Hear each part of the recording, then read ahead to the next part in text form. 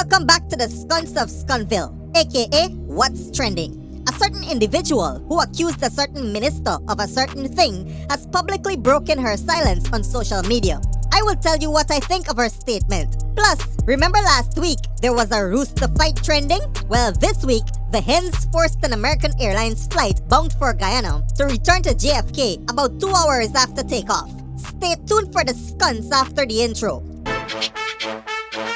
Hey, something ever surprise you like when you see it, you gala what? Before we get started, give me a like on the like button and subscribe to the channel if you haven't already. Now, I need you to be patient with me in this video because I need to play Miss Anesi Frederick's statement in its entirety and explain some things. Take a careful listen to this video recorded statement that was issued by Miss Fredericks. Quick intro, I am Anesi Fredericks, and now that I'm here with my face attached to this entire conflict, I wish to say that this is my resolution and I will not reiterate further or speak of this again in the future. I hope this brings clarity to those of you that are dissatisfied and continue to question my integrity. Here in my hands, I have a detailed account of what I will be addressing today. Firstly, I'd like to say that at no point would anyone, all inclusive, agree to release such an explicit letter about themselves into the public's domain. I know how Guyanese are, and I did not come in here to be disrespectful, but these are things that don't sit right with me, and I had to say something about it. This letter was not written by me. If your wise analysis has led you to many conclusions, what happened to this major detail? I stand firmly by the two statements I made immediately after the letter started circulating on the internet. The first statement was given to the police, where I clearly stated that I had nothing to do with the letter circulating in the public's domain. The second statement was written by me and posted on my personal Facebook page, where I distanced myself from the letter. This was never examined from all perspectives, but the public picked it up and ran with it regardless. I have since issued a third statement, which was sent to several media houses and media personalities. Unfortunately, the other media houses did not publish my third statement, but were quick to publish about the social media letter written by a fake account. This is very obvious to me that they're more focused on truths to scandalize people. Yes, Kaichor News front page. A letter with no signature, but the one with the signature was completely ignored. Since this most recent statement by myself has not been met with public acceptance, I am saying this for the final time, with my face now shown for all interested people to see, that I categorically state that there was no sex and the gory details of the alleged event did not occur. These allegations have caused me and my family great emotional harm and tremendous embarrassment. Unfortunately, for the curious, I will not justify my words, because I can say one thing. It was justified to those who needed a justification, and in my opinion, that is enough. All I would say is this entire situation was forced upon me by people who I have never met, or people that know me personally enough to act in my best interest.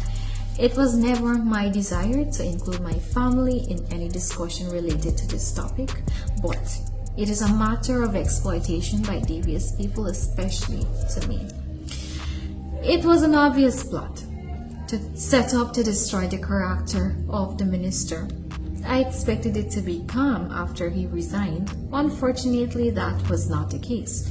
Also, I was made aware of comments made by a local Amerindian organization, EPA, which stated that I wished to be emancipated from my parents. I am very disappointed in this organization for making such claims. This is totally ridiculous and true, and I really expected better.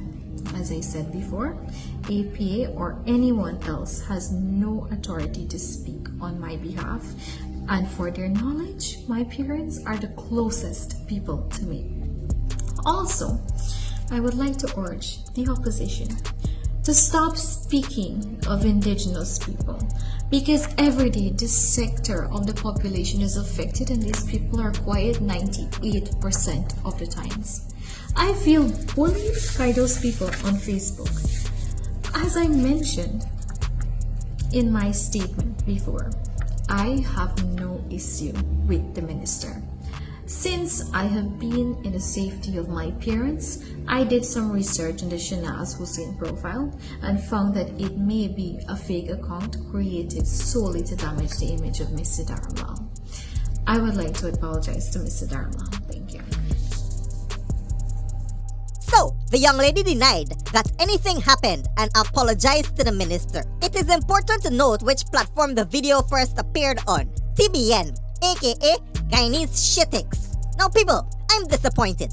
I'm disappointed that in an effort to continue their cover-up, they made this young lady issue a statement showing her face. Before this statement, many people did not know what this young lady looked like. Well, she's famous now. The second reason I'm disappointed is that the PPP's political machinery is being used to facilitate this cover-up. We all know that they have some low elements in the PPP, but this is a new low. The third reason I'm disappointed, before this story came out into the public domain, this young lady reached out to me personally and explained everything in detail. She had also confided in other individuals. She must know that I still have her chat and all those voice notes she sent me describing what had happened. I believe Melly Mel released some voice notes that she received. I am so angry that I cannot share the voice notes that she sent me, but when I give my word, it's as good as gold. I gave my word to this young lady that I will not share her voice notes, and I will keep it, even though I'm extremely disappointed in her. I really thought this story was done with, but baps, me girl in the spotlight again, with your tear up pleats. Anyways, moving on to some other stunts. If you've traveled on American Airlines store from JFK, you would have likely encountered a fish that usually wears a black face mask and always has a fishy attitude. Well, a couple of days back, the fish encountered a bigger fish, Joel Gansham. Apparently, the two got into an exchange of words and the flight attendant fish had the entire plane turned back just so he could prove that he is the bigger fish. The situation was real fishy. Here's what an eyewitness had to say. Hey everybody, Brian Jenkins, Children's Random Ministry. Just give you an update with the American Airlines saga. So for those of you that are just tuning in, let me get you caught up, okay? All right, so we were scheduled to leave at 5:39 p.m. yesterday at American Airlines flight number 2557 out of JFK to head to Georgetown, Guyana, South America. Flight was delayed because of weather, okay, all right, understandable, till about 7 o'clock. Finally got up in there about 7:15. Flew about an hour and a half. Waiter, whatever, airline stewardess or flight attendant, whatever you want to call them, got into an altercation with the passenger. Now, wasn't a big deal. The passenger called them a waiter instead of calling them, stewardess or flight attendant, whatever they wanted to be called. But there was some exchange of words. So the flight attendant challenges the guy and says that, listen, if you want, I have the power to turn this plane around. Now you're jeopardizing the lives of, I don't know how many passengers are on here, a couple hundred, maybe 300 people on this plane, and decided to turn the plane around because of what this person called. Now I can understand if somebody threatened her, somebody, said they were going to harm her or harm passengers on the plane, that's understandable. But just an exchange of a name calling, and you're going to inconvenience everybody's life. And so we headed all the way back to JFK. The flight was supposed to take back off, didn't take off. We wound up having to deplane. When we deplaned, they didn't have any hotel rooms for us, so we had to stay at a relative of one of the persons that's here on the trip. And then so we were supposed to have a new flight at 10:30 this morning. It was delayed to 12:10. We got to the airport in time, got on the plane. We have been sitting on the tarmac since 12:10. It is now 4:17 p.m. in New York, and we still haven't got to Guyana. I've already missed one meeting with some pastors. I missed a revival service tonight. So as you can tell, I'm not very, very happy. But on top of that, people are saying, well, you didn't hear the whole conversation. You only saw one side of what was reported in the news. But while we was on the plane, somebody's phone went off. We were about to pull out, I guess, around, 2:30 or whatever.